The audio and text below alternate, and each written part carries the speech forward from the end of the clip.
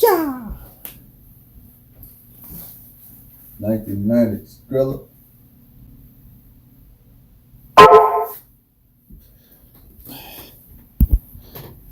Smiling, throwing a fork.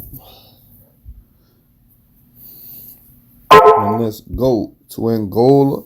Man, good morning. Good evening. Good afternoon. To wherever you may be. But I just wanted to say this real quick, right? I kind of woke up on the right side of the bed. Better than I did yesterday. Thank to the Most High, whoever. But last night, I was up for a minute, and I happened to come across this shit here. I done come across a lot of information.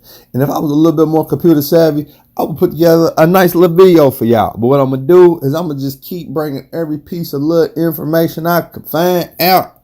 Because the devil's in the details. And these devils clearly don't give a fuck about the details. Because here we have.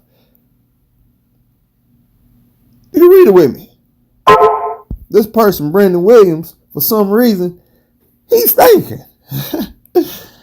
But this whole thing, the information that these motherfuckers, they hit us with, they leaving us after. Yesterday, I was talking about John Mattingly's testimony back in March when he clearly could state, when he clearly stated that him and the other officers, they agreed not to.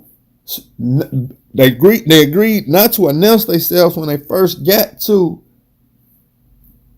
Miss Taylor's residence, solely because they didn't want to startle her. They knew she was in there by herself because they had surveillance on the apartment, right? So here we got Daniel Cameron. The first people that did and ballistic check was the Kentucky State labs. They found this came back inconclusive. How? I don't know. But I would like to say they was not getting ready to convict fellow police officers. So Daniel Cameron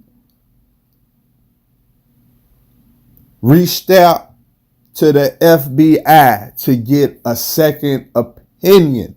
And they came back and determined with FBI analysts that Detective Miles Crossgrove was the one who fired the lethal shot.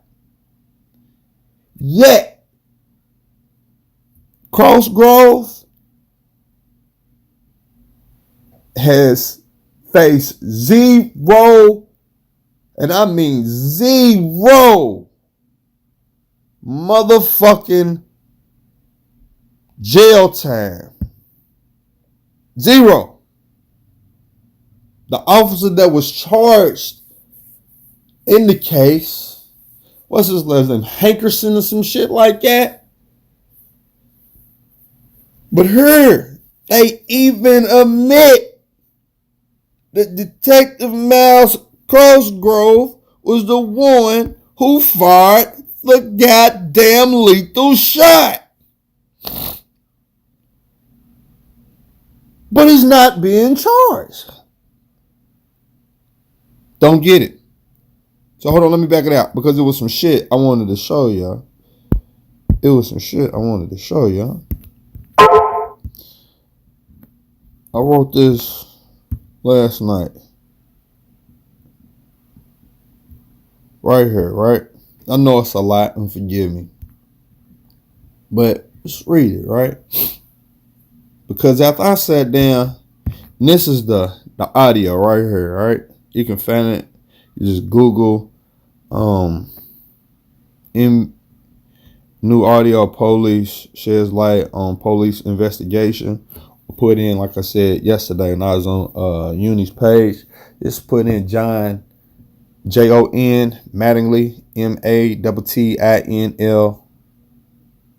Mattingly, and this should pop up. Just listen to it. It's about 40 minutes, but right around the 4-minute mark, 6, or I time stepped at one time. Around 6:16 mark. Like, I keep saying this shit, man. You allow a motherfucker to talk long enough, they're telling their motherfucking self, man. And it fucked me up because I ain't went to school for no crime or no law or none of that shit. But hey, you know when a motherfucker run a game on you. You know what I'm saying? If you don't run a game, you know when a motherfucker run a game on you. These motherfuckers are running game. See, clearly, right here it said. When you listen to the video, we listen to the audio. The motherfucker says that he gave all his other, he was able to recount all this other shit about that night. What he had on, what he wore, what everybody else wore, this, that, and the other. But the things that stood out to me is that this motherfucker never said that we had our body cameras on. Or when we arrived there, we checked to make sure our body cameras was on. See, he fucked up because it's another audio. It may be the same one where they said that they seen a man come out of Brianna's house with a package. So they thought that may have been the money spot. They thought that may have been the money spot, right? Because after they even did the shooting and killed Breonna Taylor, they went ahead and finished with a search warrant. They literally still went in with their search warrant and searched that house and found nothing. They literally found nothing. So y'all remember the scene from Training Day when they go over who was that? It was a rocker. Anyway, but they go over at dude's house, right? And they get the money out the floor and they end up having to kill dude anyway, but he was working with them the whole fucking time. This isn't a thing about black versus white. This isn't a black versus white thing. This is about corruption. This is exactly what this motherfucking shit is about. Corruption. You understand me? Because these 3 cops, and see the other cops that was there, they don't even really want to name them. They try to keep them separate from this whole motherfucking ordeal. But those cops, if I could find out, and if I can get the files with these motherfuckers' records and the write-ups and everything that they done while they been on the police force, then you'll see that these motherfuckers ain't law-abiding citizens. They use that badge to their motherfucking advantage, right? So these motherfuckers seen somebody come out with a package and they immediately assumed that was the money spot. Now, if you've been reading this while I've been talking, then you would know already now. I've kind of broke this shit down within these paragraphs. These Detective John Magley clearly said that they had been surveillancing the 2 locations. He had got a tip from some source that let them know that Breonna Taylor was in the house by herself, and that the officers all right here. Let me put it back up. We didn't announce who he was because we didn't want to startle her. We got a tip that she was alone. They had predetermined that they would give her enough time to answer the door. You listen to his testimony. He says that when they arrived, it was a new car sitting out in front of the residence. So what do you say? Fuck was that? When you peel it, when you come in and you know what I'm saying, you check the car to make sure ain't nobody in there. He made sure when nobody in there, then he proceeded to the door. I got all this shit broke down. I'm telling you, I could give the worst case scenario thing they could do was do what they did and not make all of those officers that was involved have their day in court and fight for their motherfucking innocence. Because if it would have been anybody else, me, you, the other person in your living room, or who's sitting next to you, if it had been anybody else that committed this crime, we would be found guilty. And we would be in jail. A bond would not be $15,000 fucking dollars. This just goes to show that it's very, very, very, very rare that the system will try and convict a police officer as a criminal. It's all it's about. It's Rodney King. I keep using Rodney King because that shit was caught on tape in a time to where they didn't even have dash cams. They didn't even have body cams. Somebody still caught that motherfucker on tape.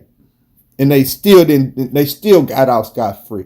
You fast forward all the way from that moment all the way up to now. The shit that we had in these last couple of months, the shit that we had in the last couple of years. Brothers getting choked out over cigarettes. Knees getting put on people's necks. Women getting choked out. Getting shot. Men getting killed in front of their kids. Like, all this shit has been caught on tape. Has been documented. But the shit's still going on. So what the fuck's gonna cause a change? That's my whole thing. What the fuck's gonna cause a change? Where the people in charge actually steps back and is like, you know what? They're right. Because all this talk about reforms and see, this is what they did with Breonna Taylor shit last week when they gave her mother that $12 million. They got to try to talk about all these new reforms and shit that they was going to put in place. Well, fuck. It was reforms put in place before this shit happened, right? So why is it that the police reforms y'all put in place before this shit hit? Why ain't y'all following those rules? You know what I'm saying? It's just like, no. So them fools, the police, they like, you know what? In order for us to be able to fully serve this community in the right way, we have to have some of the officers, white officers, move down into the communities in which they serve. So basically they saying that they get ready to come up with some rare type of breed white cats to move them into the West Ends, into the areas where blacks live, so they can kind of get an understanding of why it is. And I'm listening to this shit, and I said, whoa, wait. So in order for the Caucasians cops to be able to have a better sense of understanding what black people go through on a day-to-day basis, you're gonna move them into a community in which they're not from, where a lot of the houses are low income, a lot of the apartments are low income. Yeah. So are you gonna do that for the black employees too? That really need. I say all this to say that all that foolery. That's all the fuck it is. Ain't no need for no white cops to move downtown where the black cops are. If you want to change some shit, stop allowing all these cops to come from Shelbyville, Shelby'sville, Shepherdsville, all these fucking Litchfields, all these other fucking counties to come to Louisville Metro because they don't live within the city fucking limits. How about you start hiring motherfuckers within the city limits? How about you start making your police? How about you make your fucking requirements to become a police a little bit more difficult? How about the training, the education that it takes to become a police? How about you make that shit a little bit more difficult? You understand me? Because all you need is 4 years of the military to become a police officer, or 4 years of schooling, college. There's some shit Like, we could really break this shit down, man. I'm telling you, but it's early. I got shit to do. It's my birthday week. But I found that information, and I wanted to get it out there. And it's going to be more, you understand me? Because, hey, let a little birdie tell it. If you was anywhere near your TV yesterday, you seen what was going on in some of these major cities. Today, it's going to go on again. And like I'm saying, let a little birdie tell it. We got reinforcements coming to the city. So they thought that curfew shit was something. Nah. 3 cops got shot last night. These 2 dudes got into it. Somebody else got shot. Some stores got looted. So, they think it's going to be a curfew while the police is so worried about occupying downtown. Everybody else, they just going to hit the city. They literally going to hit the city. Your banks, your stores, your ATMs, your jewelry stores, your pawn shops, your shoe stores, your clothing stores, anything that ain't boarded up, they getting them straight up. Because that curfew shit didn't work the last time. They got a motherfucker killed. They got a motherfucker killed again. You know what I'm saying? Shit, man. But like I said, when I get more information, I'm coming out with it every time I get. You know what I'm saying? And it's just crazy. Let me see if I can drop something else on y'all before I get up out of here. It was something else.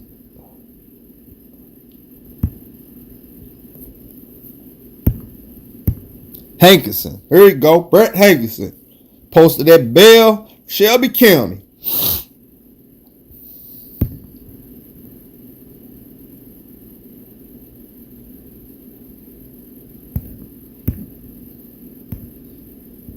Yeah, this shit, yo. This shit sad, yo.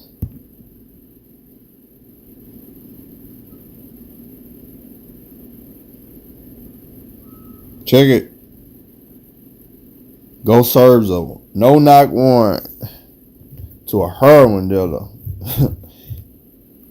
And they wasn't in at the right damn apartment, though. That was a sad thing about it.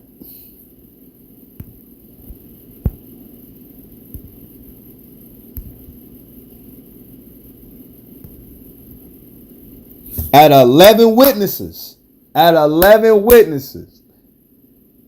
they found one who didn't speak English.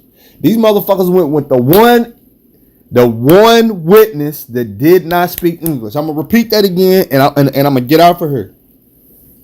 They went with the one witness that did not speak English. It was an African man. They had to ask him twice. The first time they asked him if he heard the police announce themselves, he said no. So they asked him again. Then eventually he ended up saying yeah. But at the same time, we don't know what type of tools that they use to get this man. When I say tools, you know what I'm talking about. What type of tools? As far as them trying to use muscle against this man, use deportation against this man. Like, we don't know what they promised this man. Like, we don't know what type of tools they use to get this man to say that shit. Because how's it that out of 11 other motherfuckers that they asked who spoke English, by the way, they went with the guy that didn't speak English. So how's it that he heard and seen more than anybody else? Make this shit 928. That's right, baby. I'm coming 928. Happy birthday, baby. All I'm saying is, if this shit, come on, man. Like I said, this ain't no white versus black thing for me. It's not. This is a corrupt system trying to save its officers on some hearsay shit. Not no body cameras. Not no surveillance cameras from the apartment. Not no eyewitness shit. Not more than one witness, because Kentucky's a hearsay state. All you need is one witness. They went with an African dude that spoke no English to be in the high profile case They went with the African dude that spoke no English. Man, in the words of Willie D, no more talk, man. I'm out, man. Love y'all. Be safe. Shit's crazy. Shit's crazy.